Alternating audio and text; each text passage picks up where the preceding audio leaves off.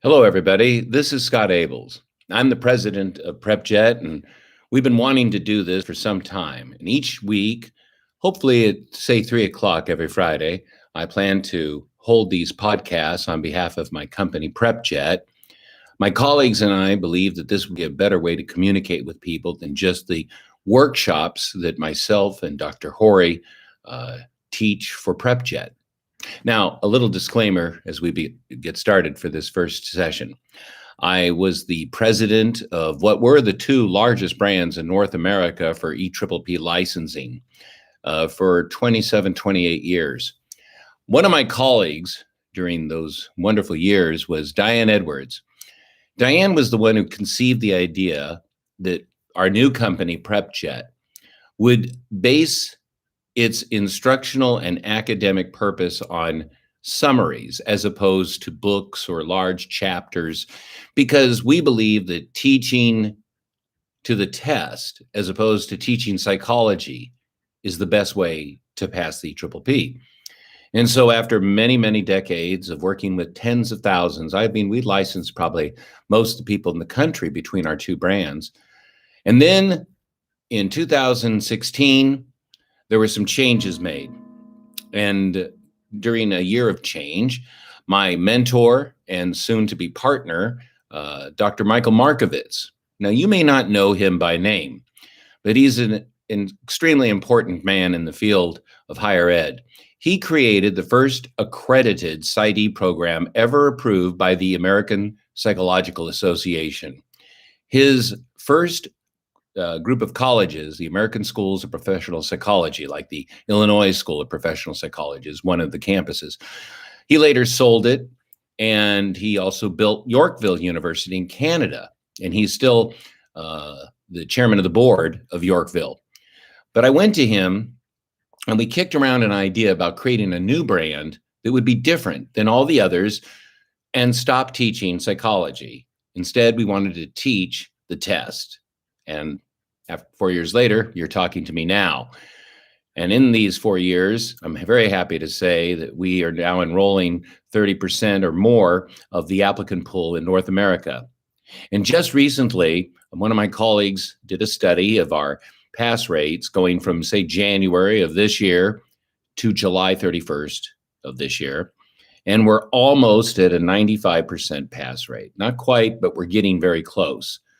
And when I think of the many, many people I talk to each day, as I did today, who are working with me as they prepare, I thought that these podcasts would be very helpful for all applicants. I don't need you to be our customer. I want to get that out of the way.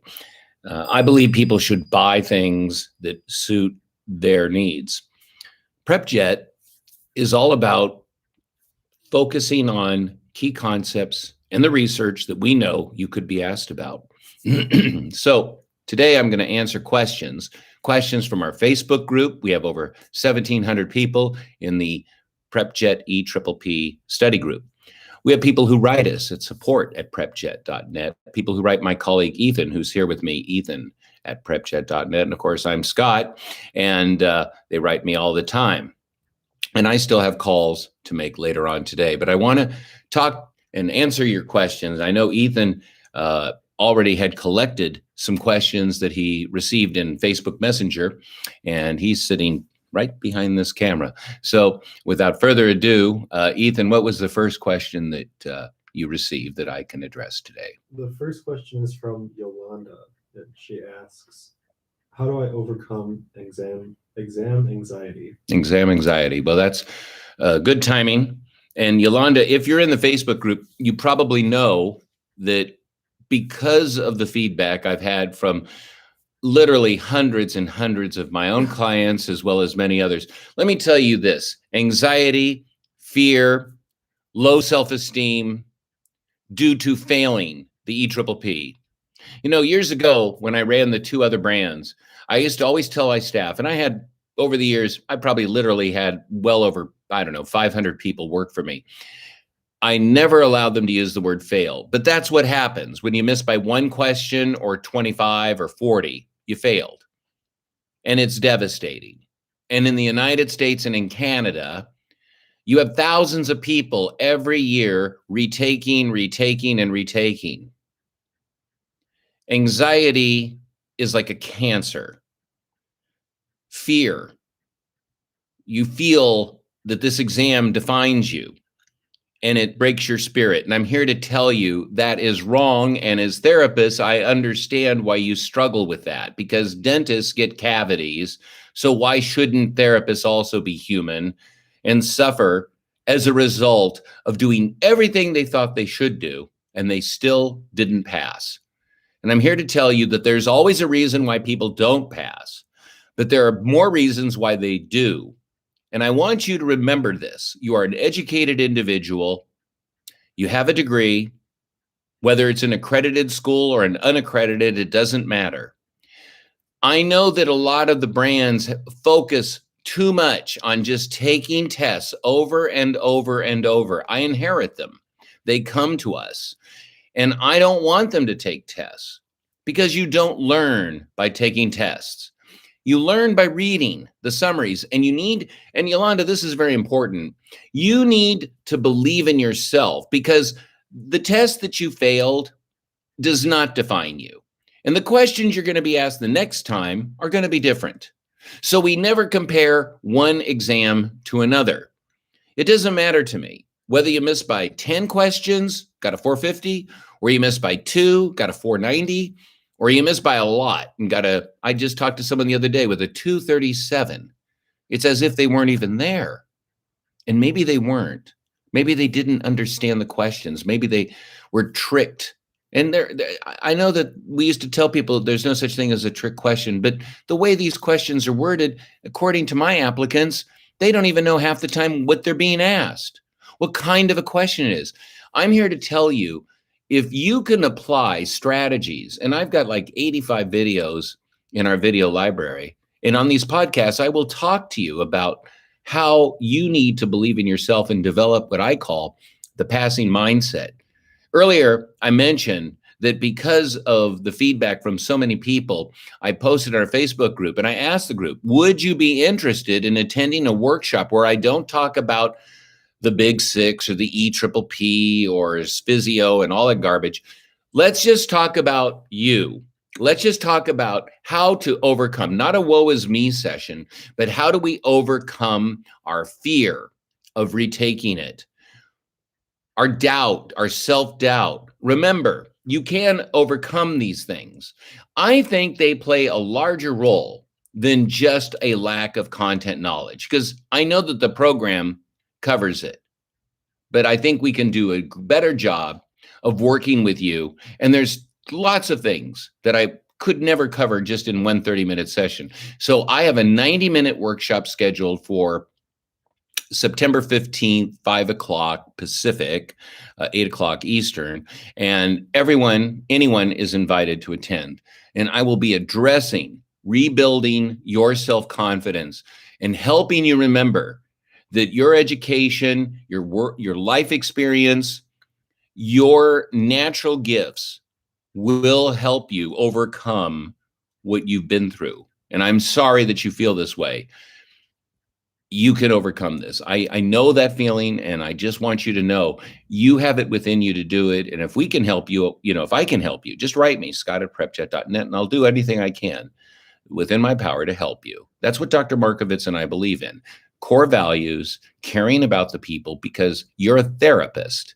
You're not just a consumer. You're a therapist. You're a different type of person, and you deserve empathy, support, and my faith in you so that you will have faith in yourself. And I see, now this is all new to me, everybody. I've never done this before, and I have a question. And yes, these are my seeing eyeglasses. What do you think about the exam anxiety if you've lost your job and you have an upcoming test date in October? Should I reschedule until I feel more confident? Well, that's from Melissa. It depends.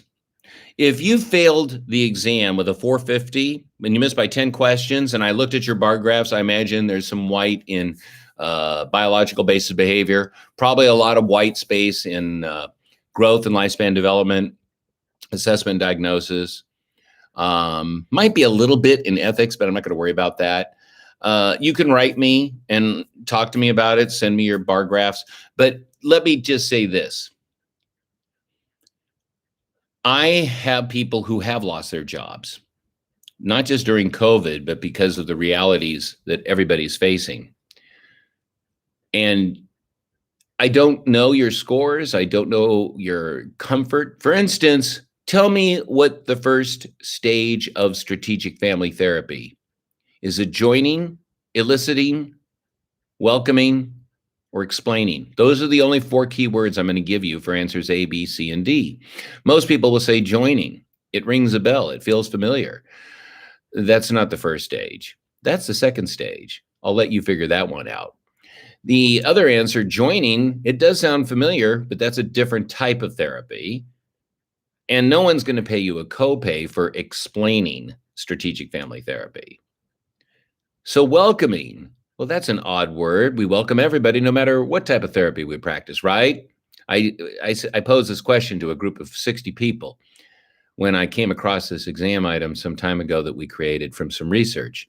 Ladies and gentlemen, the word welcoming is the only answer you can pick, even if it is the wrong word. The right word is the social stage. But through a process of elimination, if I knew, say, structural family therapy in its stages and strategic family therapy in its stages, I would have picked welcoming, because welcoming is the best answer because the others are all wrong. You can do this in October.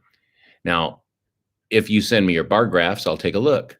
Or you send them to Ethan, because that's really what he does. He looks at bar graphs all the time because I'm always on the phone with my premium clients. But you can write Ethan at PrepJet.net, send him your bar graphs or any background on your scores, and he'll take a look at them. Our goal is to help as many people as we can. And I want you to know it's about to be September. And depending on the date in October, depending on what scores you have from an EPPP test, we would know what we'd want to do. Ethan, thank you for writing, Ethan. Thank you. Ethan, what do you got there? Edward asked, how often do you update your content? That's a very good question and something I really feel very proud about. In the old days, we updated our materials every 6 months, and that was because we had a print shop. We printed our own books. So the revisions, we might say, okay, well, this quarter or this 6-month period, we're going to update Lifespan. I think Diane was working on Lifespan, or was about to work on Lifespan in the fall of 2016 when she resigned and came to work for Dr. Markovitz. And let me just tell you the advantage and what I love about this. And it took me a long time. I mean, I've spent more than half my lifetime working with applicants, and I'm 60 years old. So I got 35 years doing this. I've been around longer than all of them. I know who used to be licensed and did this kind of work, and now they're gone or they made their money and left. And I have a lot of respect for the one person that's still remaining. But I will tell you, and this is very important, and I want to stress this, updates are vital. There are changes. There are trends. For instance, I happen to believe, and Diane knows from the research she does, because Diane Edwards, you have to remember, for 40 years, all she has done is taught, researched, has the citation, developed all the mock exam items for 2 brands. She wrote all the content for 2 brands, and she only writes exclusively for PrepJet. She's my friend as much as a colleague. And Diane has gone in, for instance, since March of 2020, we have revised the summaries 9 times in clinical psych for various subdomains based on the research and feedback that we collect. Because you know what? I have never in my career ever said to an applicant, what was on the test? I don't need to do that. You know what? People will say, Scott, they asked a lot of questions about telepsychology. And I said, no, they asked you maybe 2 or 3. It just feels more. It's like statistics. And I just want to say this. Diane has updated almost every single summary, probably 2, maybe 4 times just in the last 7 months.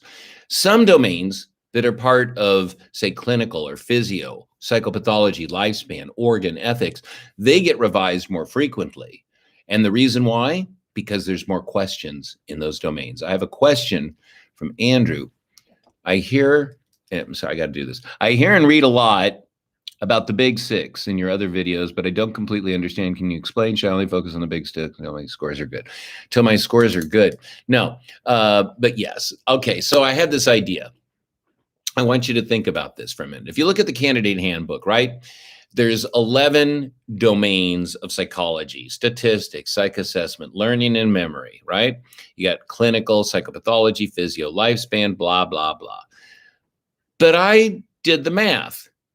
And I had this idea when we launched PrepJet. I said, why would I want someone to be a client for 6 months or 12 months and have to learn everything, all 11 areas?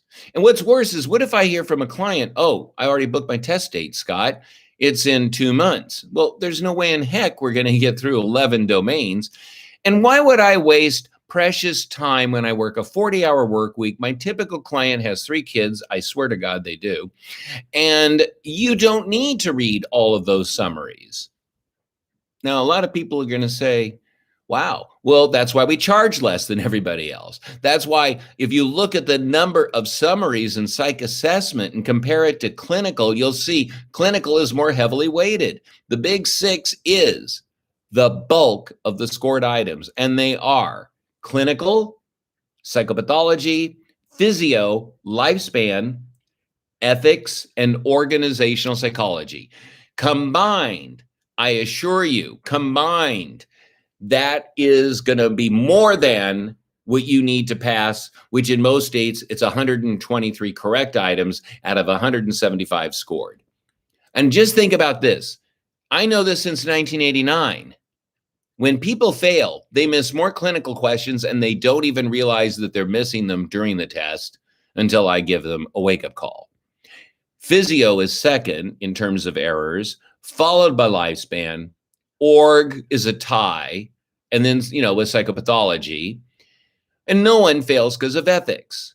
So to answer your question, Andrew, the bottom line is, if my clients on tests 1, 2, 3, and 4, my core exams, only 1, 2, 3, and 4, if you're scoring over 70%, you will pass as long as you have a passing mindset, as long as you're not memorizing and learning. And yes, with key terms, mnemonics, you can master the bulk of the big six. What is it again? Clinical, psychopathology, physio, lifespan, ethics, and org. Ethan, is this being recorded so people can watch it? So I don't need to repeat things. You can just rewind it, I guess, and watch it again. So the big six, if you're one of my clients, that's all we're going to do. But I want to add something to that, Andrew. If you're a retake, and I notice, because those bar graphs are very misleading, okay? If you look at the ethics bar at the bottom, if you fail, let's pretend you failed the exam, you get these 8 bar graphs, right? Ethics is the only bar graph that's true, meaning it's only ethics questions. There are no questions except ethics and professional issues. But if you look at biological basis of behavior, it's certain specific types of questions from physio, certain types of specific questions based on lifespan, and certain types of specific questions in psychopathology. And that bar graph may be worth less points or more points than the one below it, which is cognitive basis of behavior. Like, look at the bar graph right above ethics. It says statistics and research design, but it isn't. There's org questions there. And let me tell you something else. It's not just org, it's the stats. Do you know that in the old days, we used to charge people money to attend a statistics workshop? And when my colleague, Dr. Horry, offered to teach them for free, people learn more at his workshop than they probably will anywhere else. One of my former customers, who I'll call Jean, who lives down south, I'll never forget that she told me that she said she answered maybe 3 out of the 6 stat questions simply and only because she attended his workshop, and the others she felt very comfortable with from the summaries. My point is, those free workshops on, say, statistics, it's not because statistics is vital. score-wise. You know why? Because it will lower your anxiety, because you don't know it as well, and you probably are worried about it. And even if I told you, hey, skip it, ignore it, you're still going to be worried. So go to the free workshop. It's open to everyone. And believe me, Alden doesn't want to sell you anything. Just go, learn, and leave. You don't have to be a customer. All right. What do you have, Ethan? The next question is from Anusha. She says, can you recommend some study strategies to help me study the content summaries? Yeah, a couple of things. Anusha, if you're working full-time and you have children and you get home, what's the first thing you do? Well, you got to deal with your family, right? I believe working a full-time job and studying at night are stupid. No, not the full-time job, but studying at night is stupid. I'm sorry, that's blunt, and you may think it's not very polite. But you're not going to remember anything at 9 o'clock and 10 o'clock and 11 o'clock, and you worked a 40-hour work week. Come on. You study for 30 minutes and then go watch Jeopardy or something. 30 minutes on a work day. Now, let me tell you what that means. If you're one of my clients and you're just about to get started, I will have you watch 30 minutes of Diane's video lecture that are meant to be watched, not listened to. You need to watch your PowerPoints. This is the nation's foremost expert on this exam. You need to watch the PowerPoints as she explains to you the more common concepts you will be asked about or need to understand to have that foundational knowledge to master the details that are going to follow when you then read the summaries. 30 minutes after work on a work day. And then you're done. Now let's pretend it's a day off. Sequester yourself and for 45 minutes with a 15-minute break. You study for 45 minutes. Unless you're tired, then you stop. No one should study when they're tired. No one should study when they're stressed. You stick to that domain, though. You don't jump around. Oh, this is boring. I'm going to go do learning and memory. No, you stick to it. You master it. And then as you answer the questions, remember, if you miss 2 or more questions that follow, say, the summary on brief therapies, which is a subdomain of clinical, don't read the next summary. You got to go back. You need to get all those quiz questions correct. And let me tell you, 45 minutes on a weekend, you could do maybe 3 sessions, 4 sessions, and then you're done. And then maybe on Sunday, you'll do 2 or 3. It depends. Maybe you go to church. Maybe you have a family activity. So maybe you'll only do 2 of those. That's fine. 2 is fine. Just understand it's progress, not perfection. But nobody, listen, I was the king of the workshops. I ran workshops all over the United States and Calgary. After 4 days, those people left with stacks of notes and they were brain dead. And all they did was write everything down. And I realized, just as I did in my pre-law program, note taking's great, but you should only take notes. I'm throwing stuff out that no one asked about, but take notes only on what you do not know, have never heard of. I don't know what strategic family therapy. I know the term, I don't know what it is. Then make some notes, bullet points. But what if it contradicts with what you thought were taught? Or maybe you're one of those people that I deal with once in a blue moon. Oh, I got material from this brand and your brand. And, this doesn't seem to jive. And I said, well, I'm not interested in talking to you. If you commit to us, I'm not interested because I don't know when they last updated their content. And if they're not covering some stuff, I know the content hasn't been updated. And you are misleading yourself. I had a client in Florida who was studying, doing great, would have passed. You know what he did? Someone gave him an old exam question, a bunch of questions from another brand. I know the brand very well. Questions were from 2009, but he didn't know it. And they were different in terms of their answers and their phrasing than our questions. Anyway, he missed by 50 questions. He panicked. If he had not read that junk, he would have passed, and he knows it. And he will pass. He will. So those 45-minute sessions, please don't push yourself. I don't care how young you are or how vital you feel. 45 minutes, it's too much dry information. It's sometimes very boring. And I would rather you take breaks, go walk the dog, play with the kids, 20 minutes, go eat, go hydrate, then come back and study for another 45 minutes. That's on days off. There's a question. Sorry, I hate wearing these things. Oh, thank you for posting Alden's workshop. I got 5 minutes, they're telling me. What should I do now after not passing the test for 15 points? Okay, well, I don't know what 15 points is. Are you saying that your score was 485?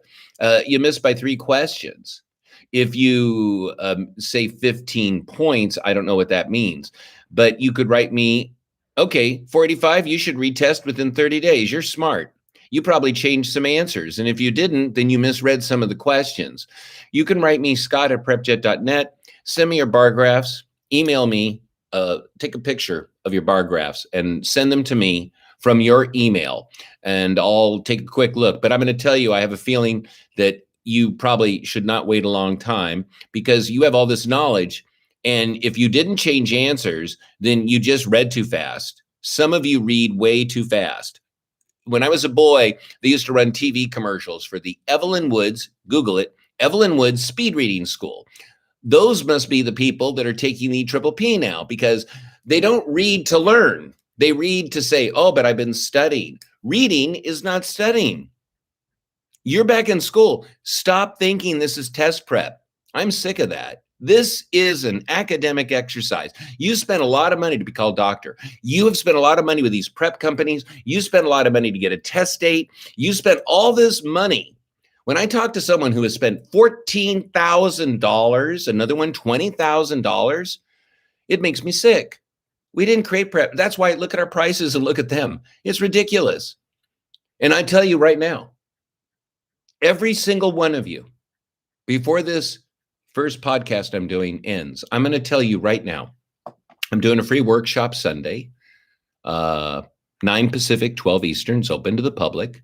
I'm doing a workshop on rebuilding self-confidence on the 15th of September. Dr. Horry, you go to our website, you can attend all these workshops at no charge. You don't have to buy anything. Believe me, I don't care if you don't buy our stuff. I've been turning people away because they just want to take tests, which is stupid. I don't want them as clients. And I'm not going to get into a pissing match with someone by email because I just want to take tests. Well, then go elsewhere. I don't want it. Dr. Markovitz and I would prefer that you, if you're going to fail, do it elsewhere. See, if you do the right things, I'm serious. If you do the right things, like believe in yourself, pace yourself. If your test is in October, you can do this. If your test is in December, don't panic. You know, I spoke to someone just the other day. Her test isn't until December. And she's acting like it's tomorrow. And she started crying. This is why I really want to end on this note. I've talked to thousands and thousands of applicants for more years than some of you have been walking around. And I want to tell you, I have yet to meet a lousy psychologist. I've yet to meet a crummy client. I've yet to encounter anyone that's hostile. These are good people. They're looking for help. And just because you're a therapist doesn't always mean that you know how to reach within yourself and trust and have faith in yourself, especially if you've been beaten down and haven't passed. You can pass. You will pass. This test does not define you. Believe in you, trust you. I know that you have the knowledge. We just have to modify some of it, some of your perceptions, how you read a question, for instance. I did a video on how to read a multiple choice question. I wish more people would watch it. It breaks my heart to get emails or tears from people, especially from the other brands. But if they're from my brand, I take it personally. And we will do everything we can. I promise I will do everything I can to help anybody. But it begins with you. Let go of the past. You failed, let go of it. Move on. And we'll help you because you are necessary and essential to our society. We do not have enough licensed psychologists. And when only 47% of the applicants pass this test and you have thousands of retakes every year, something's really wrong. And that's why PrepJet, I think, is doing something different. We don't teach psychology. We teach the test, but we also teach you to believe in you. My name is Scott Abels. I am the president of PrepJet, and I'm very proud of my colleagues but I'm really proud of our clients who have dedicated and trusted themselves and their futures with us. I'll be back next week, and I'll post in our Facebook group. I believe I'm trying, and I think it'll be every Friday, 3 Pacific. I want to do this for 30 minutes. And remember, you can write support at prepjet.net and attend any of our workshops being held in any month. And I'll be back on Sunday at 9 Pacific for a 90-minute test-taking strategies workshop. And I will be talking about org psych and some other trends we've noticed in clinical and a couple of other areas. Thank you all very much. Now I have to press this end stream, and then I'm going to really look stupid right now. There you go. So long.